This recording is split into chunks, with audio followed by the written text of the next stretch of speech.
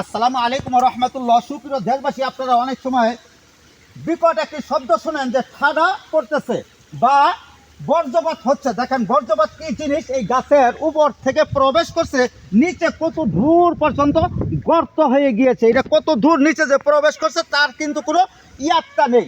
যখন এখানে ঠাডাটা পড়ে এত বিশাল একটি আওয়াজ হয়েছে, মনে হচ্ছে যে দেশের ভিতরে যুদ্ধ শুরু হয়ে গিয়েছে। কিন্তু মূলত এটা আল্লাহর পক্ষ থেকে আসে। এটা কিভাবে আসে তা কিন্তু আমরা জানি না। দেখেন এই যে এইখানে গাছটা উপর থেকে যে শুরু হয়েছে, এইখান থেকে দেখেন গাছটা চৌচির হয়ে গিয়েছে, গাছের বাকি অংশটুকু নিচে পড়ে আছে। আর এই পথটুকু তো আমি আপনাদেরকে দেখাইলামই। এইভাবে বর্জ্যপাত ঘটে। হুজুর পাক সাল্লাল্লাহু আলাইহি ওয়াসাল্লাম বলছে যে এমন একটি সময় আসবে, এক পাড়া অপর পাড়াকে জিজ্ঞাসা করবে তোমাদের এলাকাতে আজকে কতজন মৃত্যুবরণ করিয়াছে। তখন বলবে 5 জন বা 7 জন বা 3 জন।